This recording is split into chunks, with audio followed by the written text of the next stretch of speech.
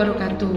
Selamat siang, jumpa lagi dengan saya Ratnawati, dosen pengampu mata kuliah penerjemahan dari Pendidikan Bahasa dan Sastra Daerah STKIP Muhammadiyah Kuningan. Pada pertemuan kali ini, kita akan membahas tentang teori dan konsep penerjemahan. Sebelum kepada materi, teori dan konsep penerjemahan, kita bahas terlebih dahulu apa sih penerjemahan itu. Penerjemahan di sini mencakup kegiatan mengalih bahasakan makna dari teks bahasa satu ke bahasa lain atau pada teks bahasa sumber ke dalam bahasa sasaran dengan cara yang dimaksud oleh penulis atau penerjemah. Teks tersebut dialih bahasakan ke dalam multibahasa atau ke dalam bahasa sasaran. Pada kesempatan ini dalam mata kuliah penerjemah kita akan menerjemahkan ke dalam bahasa sasaran dalam bahasa 4 bahasa atau multibahasa. Yang pertama bahasa Sunda, bahasa Buton, bahasa Inggris, dan bahasa Indonesia.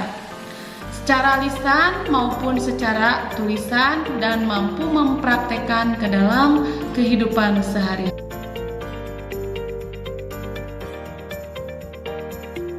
Selanjutnya, di sini kita memasuki ke dalam materi pembahasan pertemuan yang pertama, yaitu teori dan konsep penerjemahan.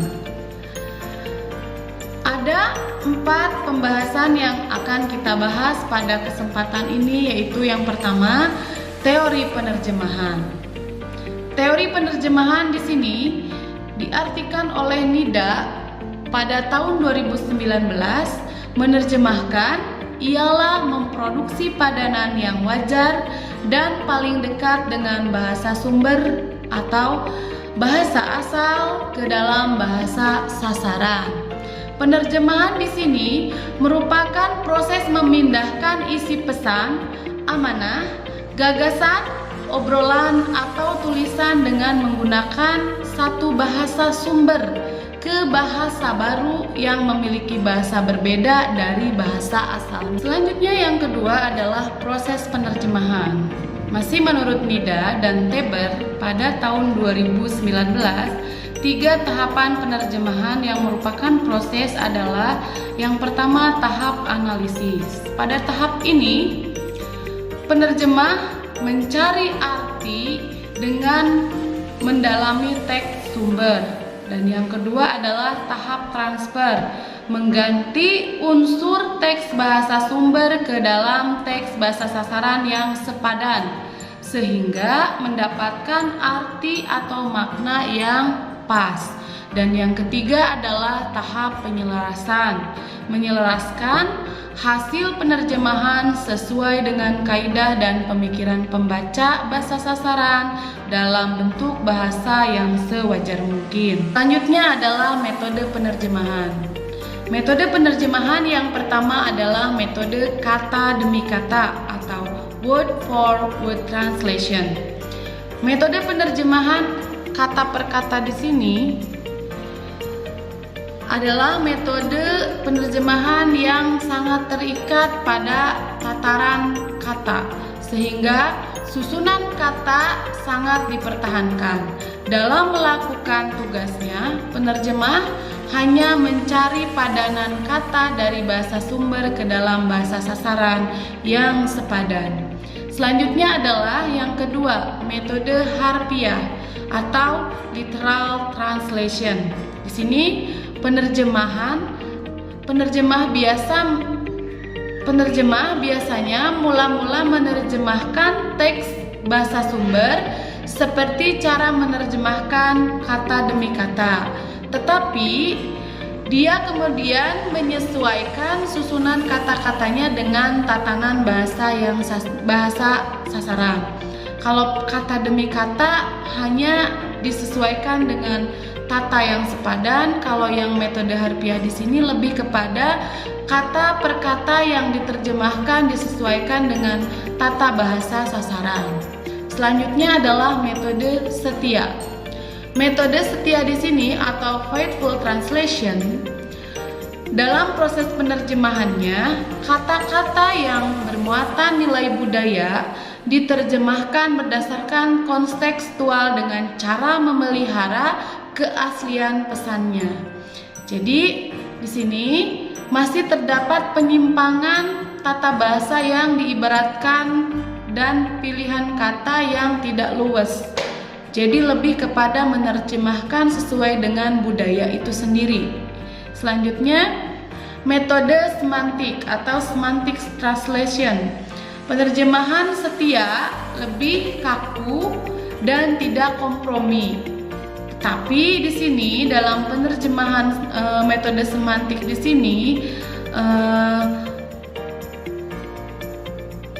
kaidah bahasa sasaran atau lebih terikat dengan bahasa sumber, sedangkan penerjemahan semantis di sini lebih fleksibel dengan bahasa sasaran.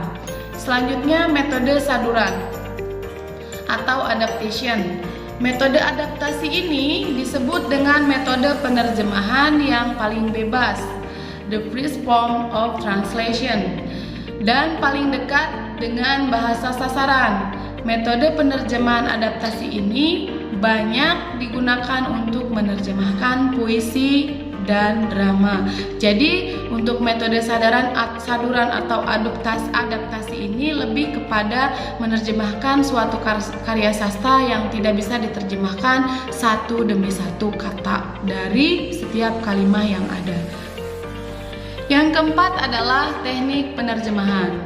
Pada teknik penerjemahan ini ada terbagi menjadi dua teknik ini, yaitu teknik langsung dan teknik tidak langsung. Pada teknik langsung di sini ada teknik peminjaman. Teknik peminjaman di sini merupakan penerjemahan dengan cara mengambil kata atau ungkapan langsung dari bahasa lain, dari bahasa sasaran, dari bahasa sumber ke dalam bahasa sasaran. Selanjutnya adalah teknik kelkyu. Teknik kelkyu di sini menerjemahkan morfem atau kata suatu bahasa ke dalam morfem atau kata bahasa lain yang ekuivalen. Selanjutnya adalah teknik literal. Teknik literal di sini menerjemahkan kata per kata berdasarkan fungsi dan maknanya dalam tatanan kalimat. Yang kedua adalah teknik tidak langsung. Teknik tidak langsung di sini yang pertama ada teknik transposisi. Teknik transposisi, teknik penerjemahan yang mencoba mengubah sebuah kategori gramatikal atau susunan gramatikalnya. Yang selanjutnya adalah teknik modulasi, masih dalam teknik tidak langsung ya. Jadi teknik yang mengubah sudut pandang, fokus atau kategori kognitif yang ada dalam teks sumber atau dalam bahasa sumber, baik secara leksikal maupun secara struktural.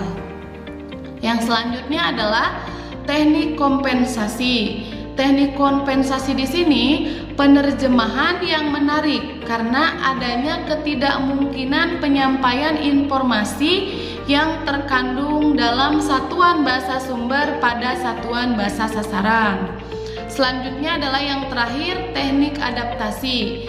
Teknik adaptasi di sini mengarah kepada penerjemahan yang menghasilkan keseluruhan teks menjadi sebuah saduran. Teman-teman mahasiswa, itulah yang kita bahas pada pertemuan ini. Silahkan, bila ada pertanyaan, silahkan dibahas, kita diskusi bersama pada